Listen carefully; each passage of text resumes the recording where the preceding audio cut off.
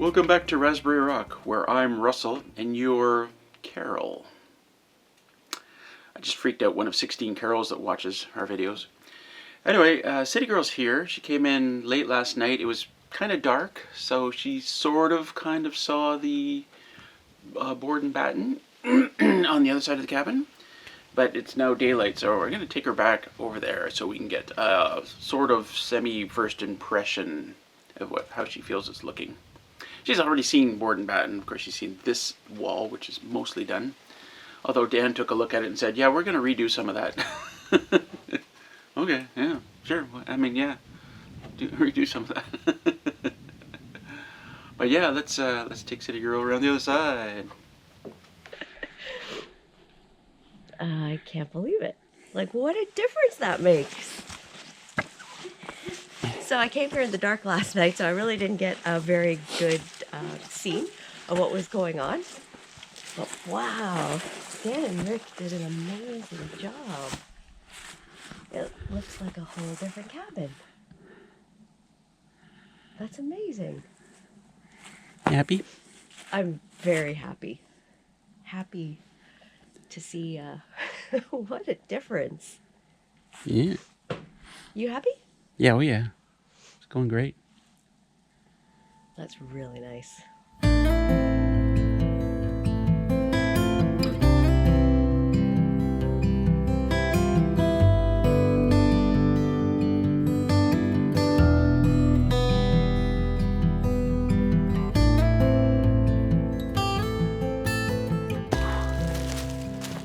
thought I'd just time-lapse cutting down these trees because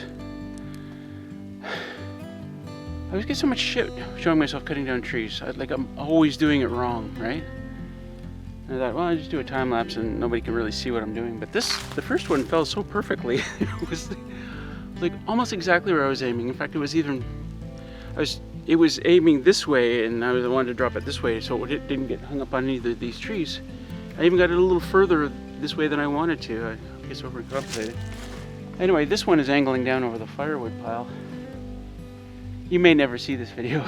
I may just never show this if this doesn't work. Anyway, let's see if we can. I'm trying to drop it between. Can you see that between the pine tree there and the wood pile? Somewhere in there. We'll see.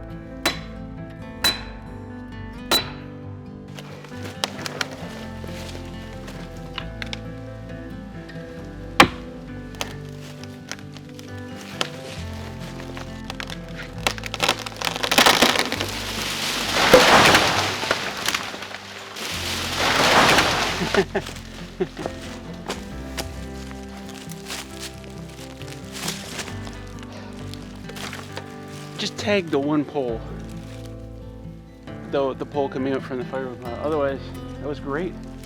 Hey, seriously, it was leaning right over my wood pile. Like, might have even hit the log splitter. So was this one. The last one was too. Cleaning the same way. I'm feeling confident.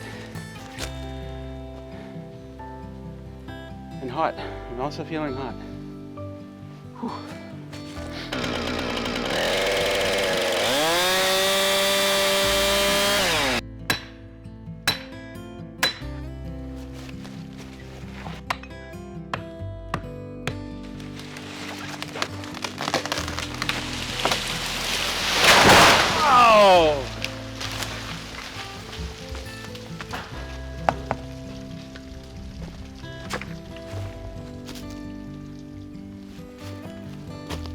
Oh, okay, that one wasn't so good.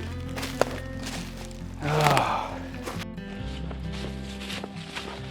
Well, it looks like it just came down on.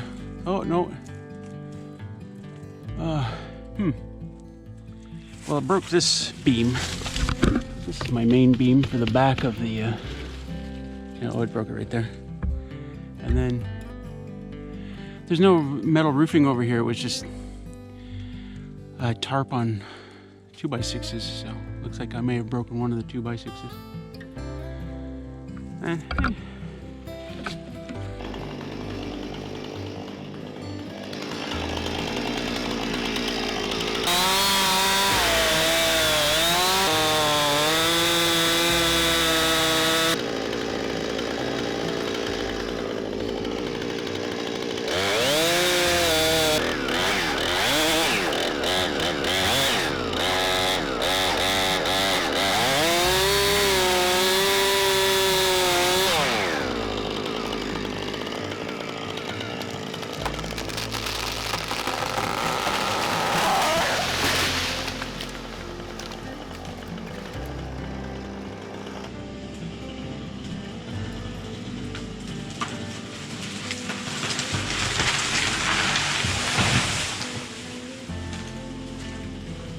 Man, I ran into trouble with that one. Kept cutting it. Weirdest thing. I thought it was level. It was good on this side and went over to the other side. It was going way below the bird's mouth there. So I had to try it again, still too low. Third time was just right. Oh my God, I just killed the pine tree though.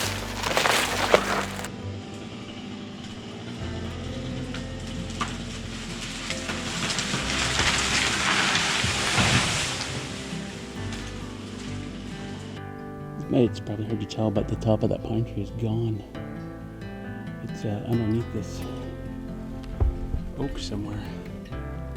Pretty much nailed where I wanted it to be. So yeah, I don't know if it's, I'll have to look at the video again, but I don't know if it's the branches that took out that tree or it's just this oak tree was a little too far that way and took it out.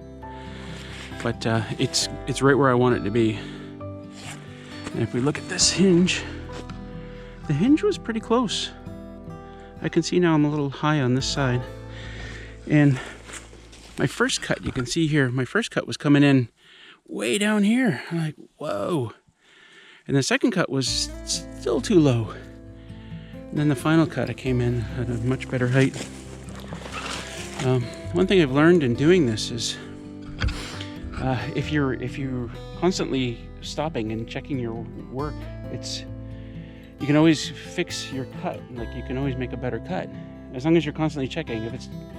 There is a point where it's too late, and that's when you get your chainsaw stuck, like I have in the past. Yeah, and other foolish things. Anyway, the next ones I got to cut down. That pine tree over there, I don't think it's going to be any problems. And then the maple over there, I also don't think any problems. And then I've got. Look at all this firewood I've got. My God, this oak is like, that's a bush cord right there easily. Sorry, maybe a bush cord? Maybe? I don't know, that's a lot of wood right there. But not for this winter and not for the winter after that. 3 winters from now. Give it lots of time for drying because oak are so wet. At least these oak are so incredibly wet. I mean, let's take a look over here.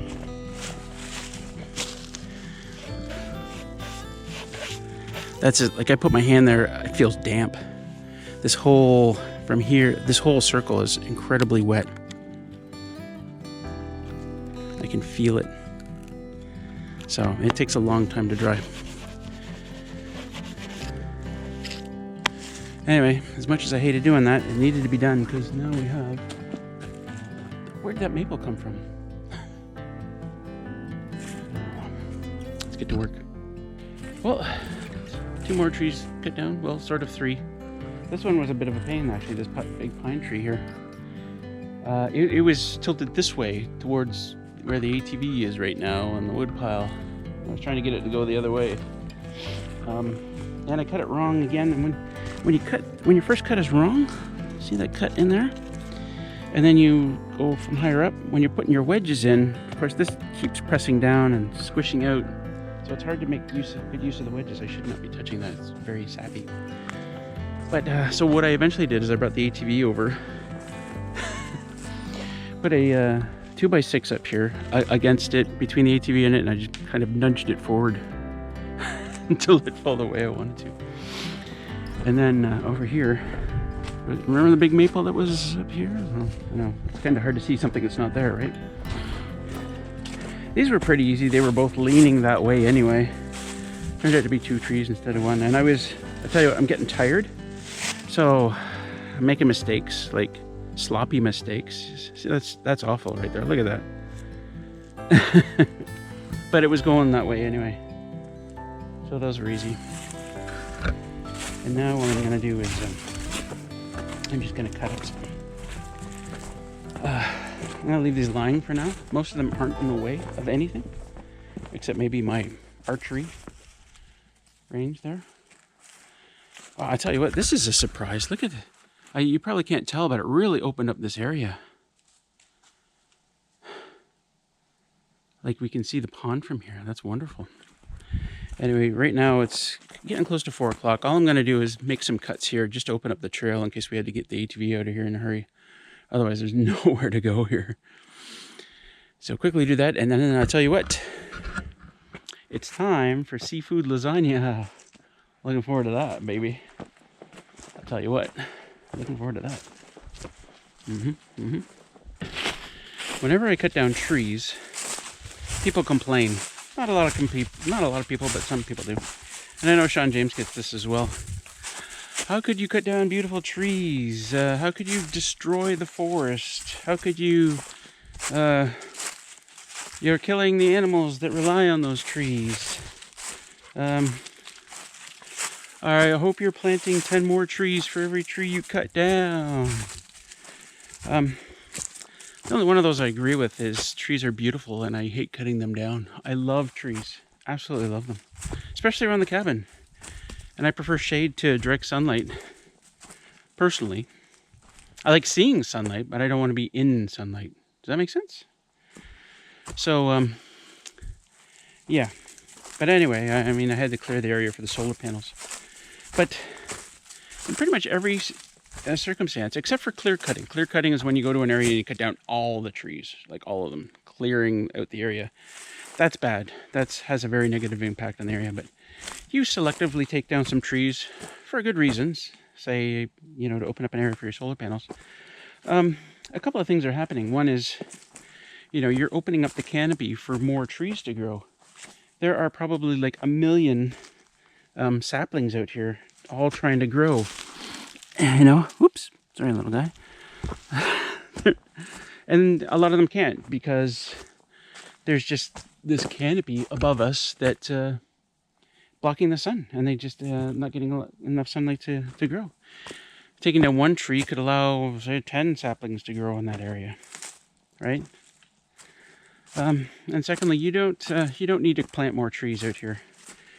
They're going to recover fine on their own. Okay, so here's an oak tree that I took down a couple of summers ago because I'm on the ATV path right now. Can you see that ATV path?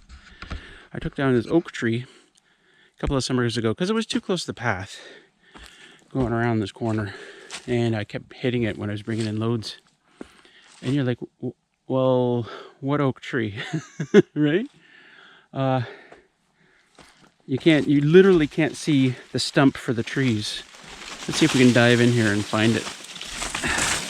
There, do you see that stump down there? That stump? That's a fairly big tree, right? I mean, and look at this thing now. This is what happens out here when you take down a tree. It comes back with a vengeance. What is that? Is it the same? Yeah, it is. That's like 10 feet tall. 10 feet tall. I'm gonna have to come back here with the ratchet loppers and cut this back again, because I mean you can barely, you know, it's encroaching on my trail again. But this is what happens out here. So I don't have to plant 10 more trees because I cut down a tree.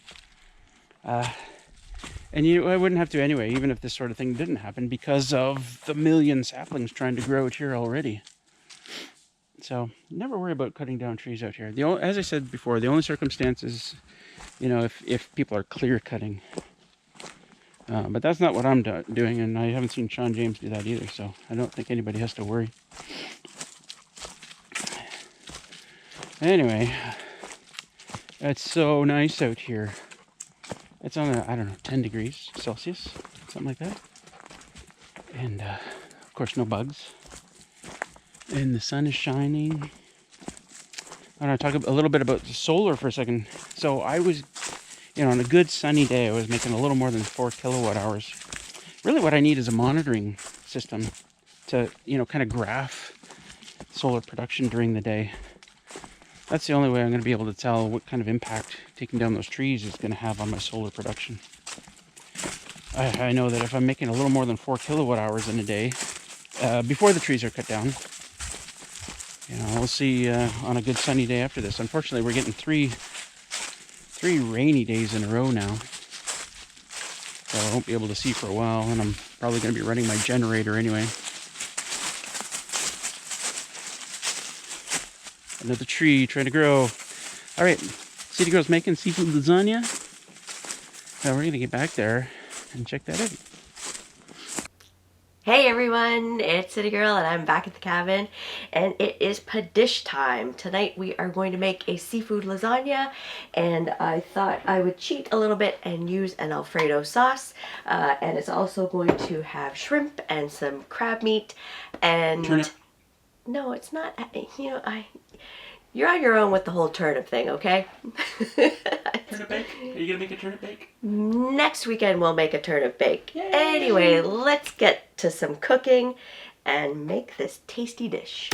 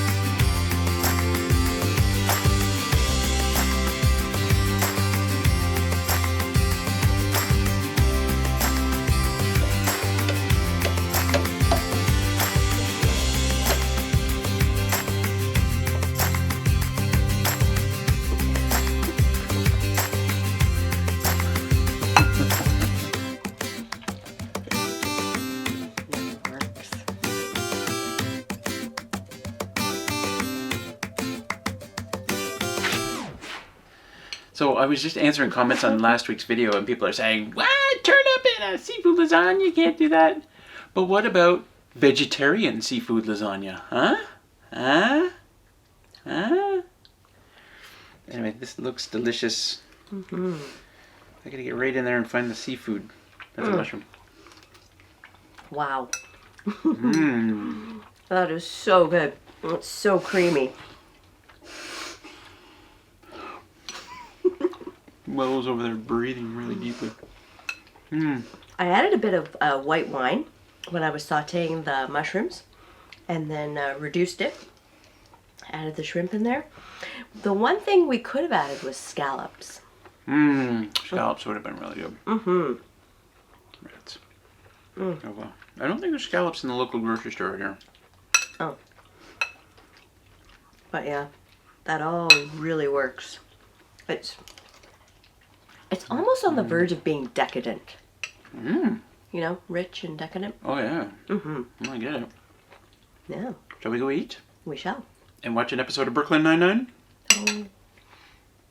Let's go. So it's 9 a.m. Sunday. I'm just woken up, so bear with me here. But I'm seeing 440 watts at 9 a.m. At this time of year, that's unheard of. That's it's crazy. And why, you ask? Why, you ask? Are we seeing 440? Oh, it went down to 400. Damn it. Why are we seeing 400 watts at 9 a.m.? Because of this. Well, this is why. Because sun is blazing right through where this pine tree was. Well, I guess that was the pine tree this early in the morning. And me and the oak tree as well. Jeez, okay. Fantastico. Look at this big mess. I cut up just enough tree that we could get out of here with the ATV, but it's still a big mess. And holy crap, those panels are. The chimney is on that one panel, but I don't use that panel. I only use the other 9 panels. And there's like almost no shading on them right now. There's just a little. I can't even tell what tree it is. Maybe that one. Oh wow. So yeah, 400 watts of power this early in the morning is unheard of at this time of year. That's pretty good. I wish I could watch it all day long.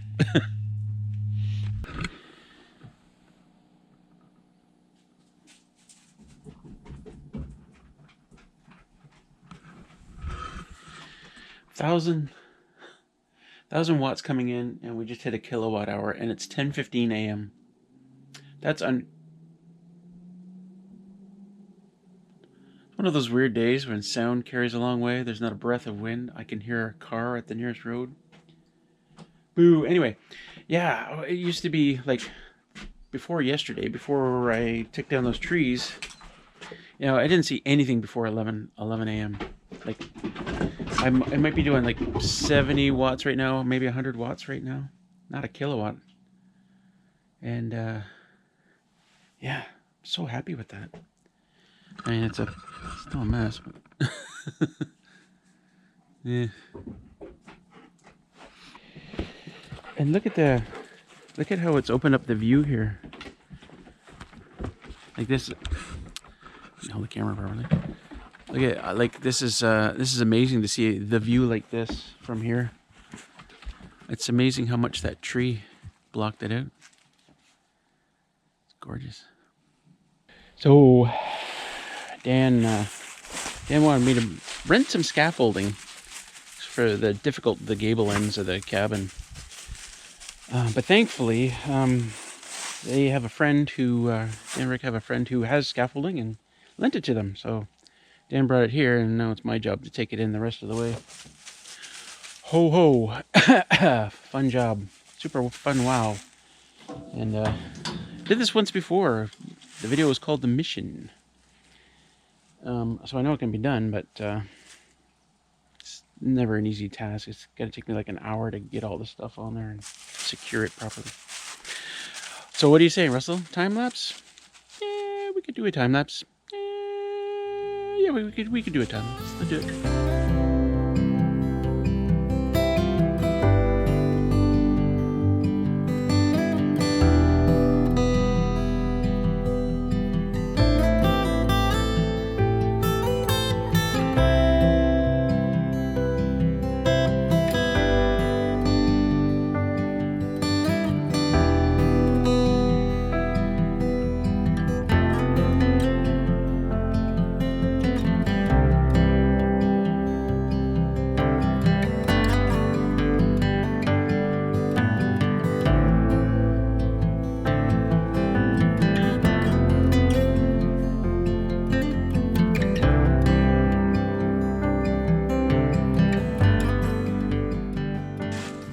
Alright, how do we look? I thought maybe it was going to be a couple of trips, but nah, I think we're good. The whole thing about, what am I trying to say? You see these pieces here, they can slide a little bit, and I'll check them as we go, but I got straps around each one of them. That's really the trick to stuff like this that's going to slide, is to wrap each individual thing. I was going to wrap these poles as well, but they're jammed in here so tight they can't move, which makes me worry that we won't be able to get them back out again. But yeah, whatever. I think we're good. And I've got blocks in here to stop the whole load from shifting, and some of my blocks aren't doing anything because I brought more than I needed.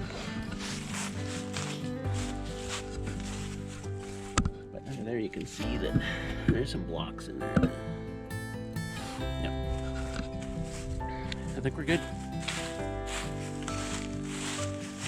Let's get at her. Let's get at her.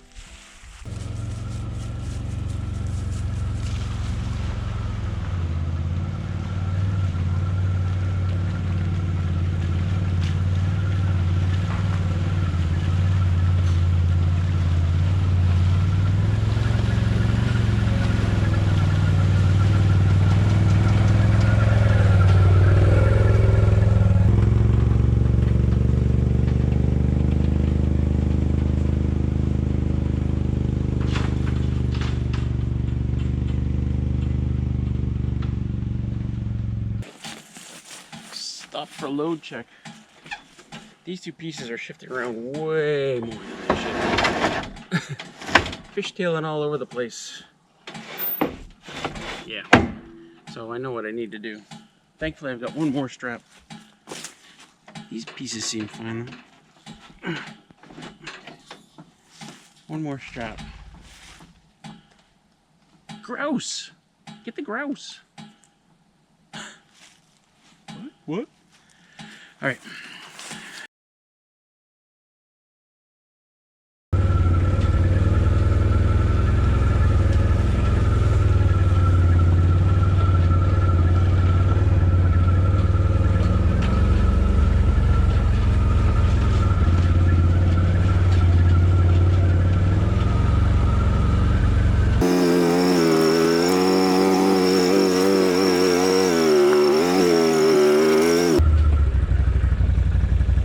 The only thing I'm worried about is those poles catching on trees. It's a fairly wide load and there's some pretty narrow sections of the trail.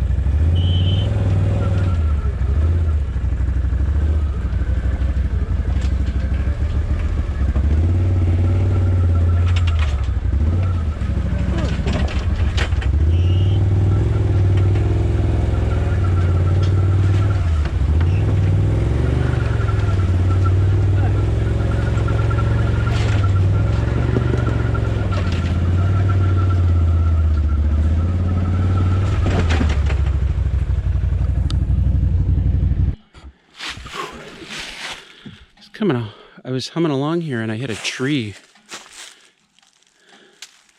and shifted the whole load. You can kind of see it's crooked, and no matter what I do here, I can't seem to straighten it.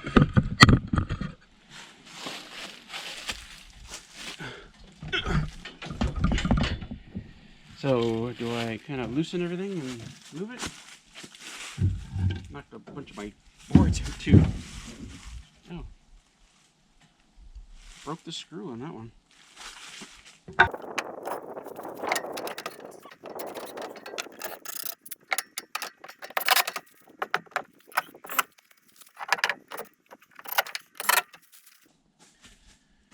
Onward.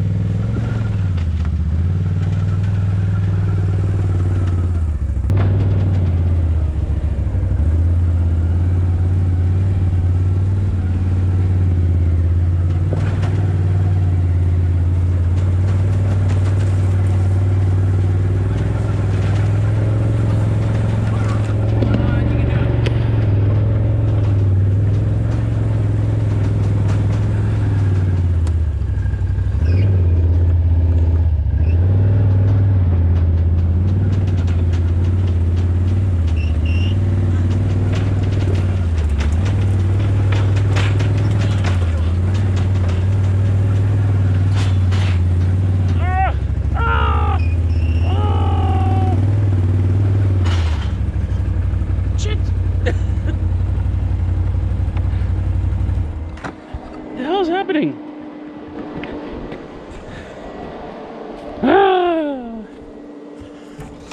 Get over there.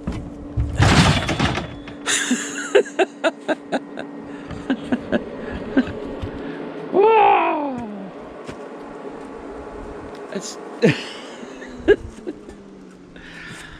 okay, that was weird to happen right there. Oh, I hope I didn't damage anything. All my stuff sitting here. It doesn't look like it hit it though. Oh, what a horrible trip that was. It took forever. God, it's 1:30. That's like an hour and a half. And it was like threading the needle the whole way. In fact, it's worse than threading the needle. It's like threading 2 needles at once while constantly looking over your shoulder to do it. And I only hit that one tree, you know, which is good. A little bit of whiplash really wakes you up though, doesn't it? What a mess it is around here. Oh, I'm gonna have lunch. Oh. Well, my beautiful people, I bet you're all wondering stuff. You're all wondering what did cutting down those trees do for my production. So before today, on a sunny day, like from sunup to sundown, sunny all day, I would expect at the most 4.5 kilowatt hours. Absolute most. Maybe not even that much as the days get shorter and the sun gets lower. Now today was kind of a weird day. It's actually raining right now, and it's gonna only be raining. It's about 4:30, so it's been mostly cloudy but partially sunny. It was for sure nothing but sunshine up until about noon-ish, maybe 11-ish. Anyway, to jump to the end here, we're showing about 40 watts of production right now, and it's about normal. 6.3 kilowatt hours. So like 2 kilowatt hours more than I'd normally get on the best day. I tell you, just before I took City Girl out to head back to the city, it was about 11 o'clock and I ran out here to check and it had already produced 2 kilowatt hours. And normally on a nice sunny day, I'm waiting till 11 to get any production at all. So 6.3 kilowatt hours when I would expect 4.5 on the best of days at this time of year. That's huge. Like an extra 2 kilowatt hours, that's huge.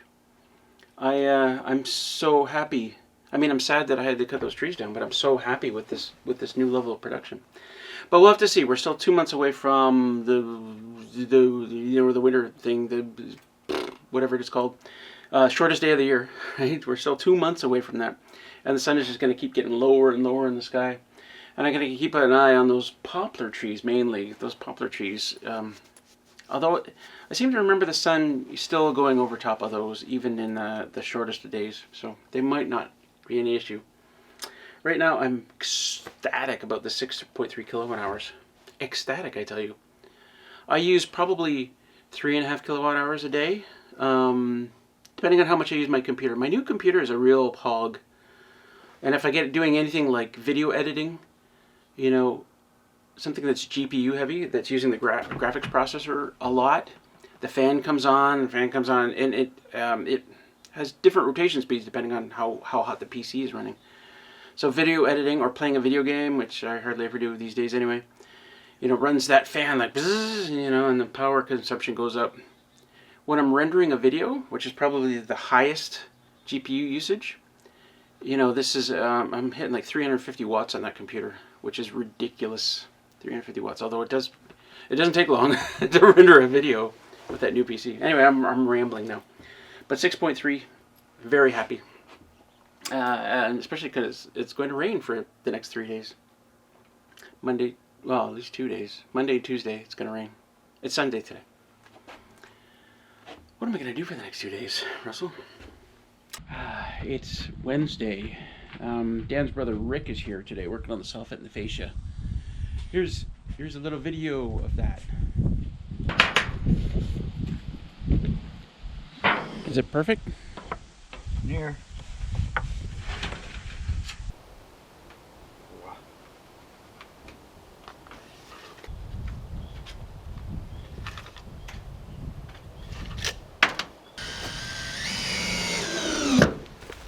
Oh yeah.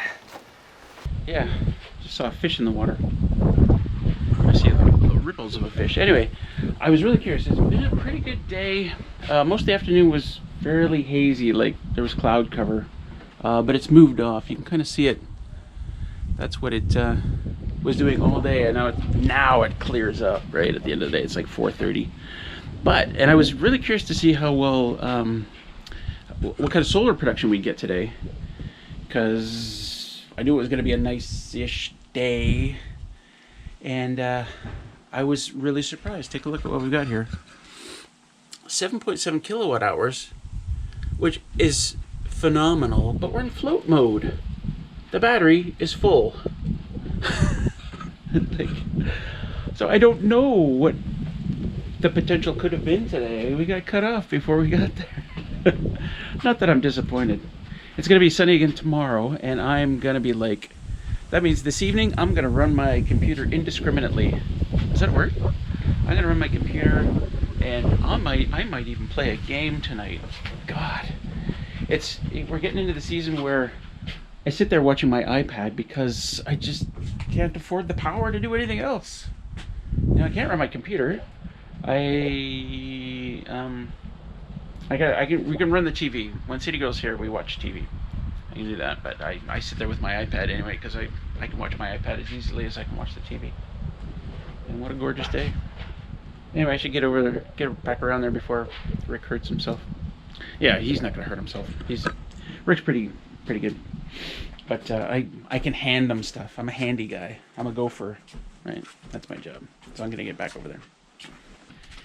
Well, Rick left about 15 minutes ago. We got stuff covered up. But let's take a look at the handiwork. Looking good. Look good. Did a great job boxing up the end here. Yep, I see.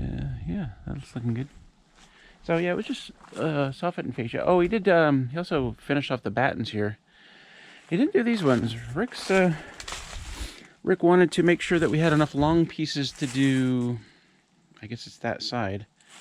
And he felt that when we're doing that side, we'll see what pieces get cut off, and then we'll have shorter pieces for here. That makes sense. Trying to make most of the wood that we have. Yeah, almost got finished. But came to doing that corner up there. Like the last piece of fascia, it comes out and then around the corner, and I said, yeah, you should go. It's going to be dark by the time you get out of here. So, but he'll be back tomorrow, by the sounds of it, unless something comes up. And yeah, that's going to be it. Oh, I tell you what, we got clear skies here. Probably going to be clear skies all night. And last week's video, I did a couple of moon lapses. One moon lapse was I put the camera, this camera, on the porch here, and then we watched the moon come up. Since then, I've cut down a bunch of trees. It's just still lying here and there. So let's do that again. We'll try another moon lapse. I'm not sure. It's definitely not a full moon tonight. That was last week. I'm not sure what kind of moon's coming up tonight, if any. But we'll try and catch it coming up, and we'll see the difference. Maybe we'll do a comparison of the moon going through the trees. That'll be fun. Let's do that, Russell. Last glimpse of sun today.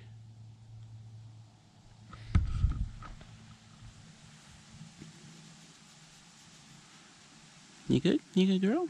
You good, girl? What on? You good, girl? What on? You good, girl?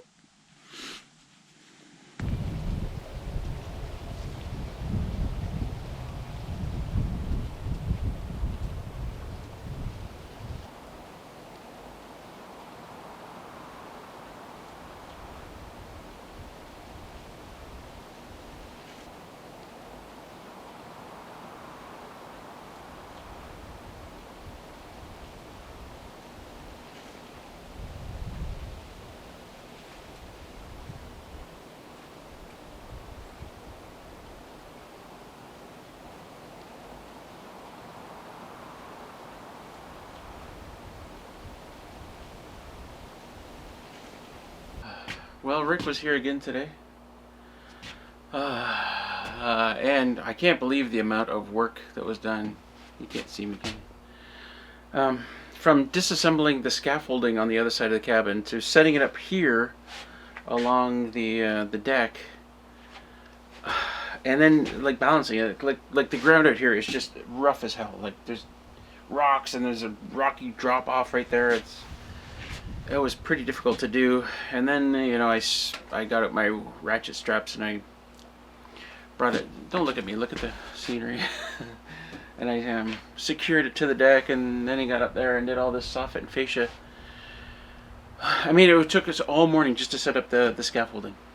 Like, by the time we were just finishing setting it up and getting it just leveled and everything, I was like, oh, it's lunchtime. Let's have lunch. So, I'm amazed at how much it got done. It even got the eaves trough down and back up again. And then, just at the end, he said, well, let's set it up for tomorrow. So we took all the scaffolding down, brought it around the corner, and there it sits here. Come with it. Let me show you what's been happening here. So some good corner action going on there. Let's see if I can catch up with the camera. Yeah, looking good.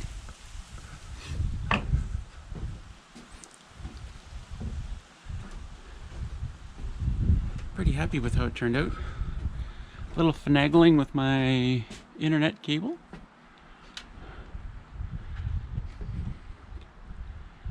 Oh, there's a couple of nails that were tacked in and need to be tacked in a lot harder. But yeah, and now I see, we talked about what to do up here, and I was kind of the opinion that we could just leave it open, but now I see very clearly that we cannot. Not with a soffit like that, because birds could get up there and make nests. So we're probably going to enclose this whole area with this. Same thing, just walk it right up.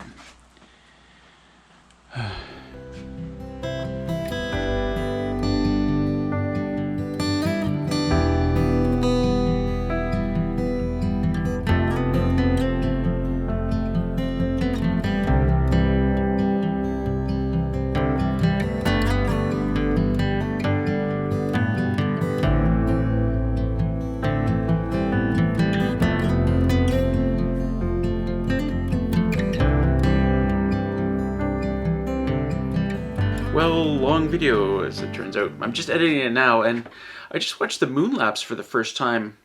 I haven't seen it. I filmed it last night, and I know that the moon was really low in the sky. I went out it was like 12:20. It was after midnight, 12:20, and I went out and I'm like, the moon's way over there. We're not going to catch any of it.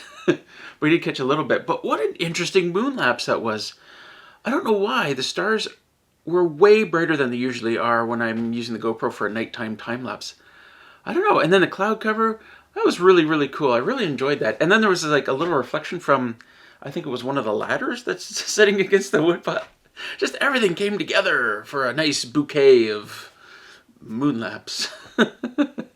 Anyway, oh yeah, so let me do, I'll try and mesh this together. I'll show like 10 seconds of last week's moon lapse and then 10 seconds of this one, and see if you can spot the difference with the trees.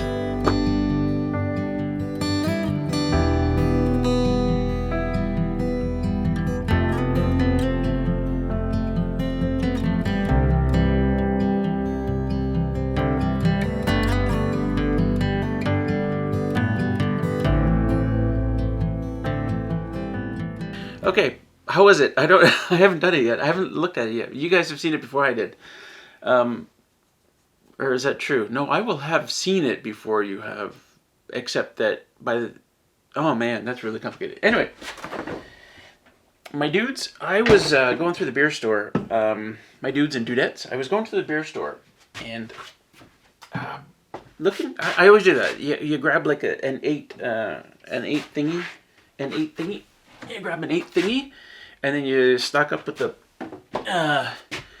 cans. There's a section in the, at least in the bigger beer stores, there's a big section where you pick a can, right? Pick and choose. And there's a bunch of them I'd never seen before. I'd never heard of before. So I thought, oh, okay, I feel some beer reviews coming up. Yeah. And I've been dying to try this one.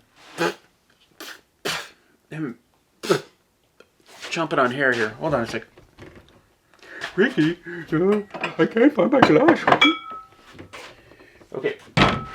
So this one, really interesting. Made by Waterloo, and Waterloo makes the dark beer I like. Anyway, let's see if we can get a nice close-up. I got the light going this time.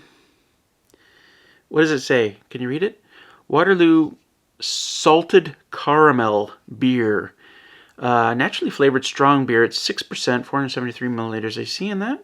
Hopefully I got the light just right this time. Yeah, so I'm dying to try salted caramel. Sounds awesome. Here we go. Rich, creamy caramel and a savory sprinkling of sea salt come together to make this deep brown porter the perfect finish to any hearty holiday feast. Handcrafted with roasted malts for a smooth, balanced brew. It's got just enough sweetness to set you right for the night. Oh, I hope this is good. I hope this is good. I don't know why there's a building on there with a flower hanging out of it. What's going on? Waterloo contains barley. I hope it contains more than barley. So, yeah, very interesting can. It looks like, is there a lemon coming down and a salt shaker? Or is that caramel? Is it supposed to be caramel? I don't know. Anyway, let's pour this. Oh, I hope this is good. You know, when you really want a beer to be good, it sounds like it should be good. Somewhere I'm not smelling any salt or caramel, but here we go. We'll do the pour right nice and close. Get this Delar stuff out of the way here. Here we go. Oh, it's got a nice color. Look at the color. That's what I'm talking about.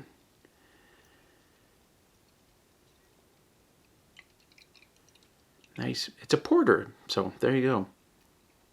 I guess I didn't read the fine print when I was in the beer store, but I like porters too. Nice dark porter. Oh, good pour, Russell. That's the way I like it. Just a little bit of head on top.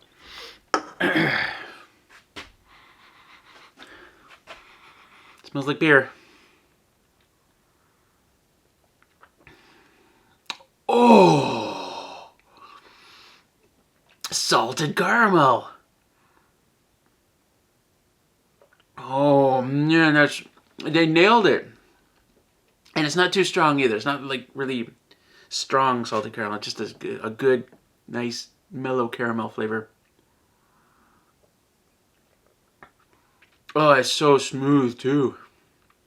Oh, guys, we're buying more of this. And you know they're not going to have this out here. I gotta contact this company. This is a local company. I believe in Waterloo, Waterloo, Ontario. I gotta call these guys. Look, I will drink your beer on video. It's funny because you don't get the smell from it. It's just the taste. Oh, it's so smooth. Oh, I'm in love. I may have a new favorite. Oh, it lived up to my expectations.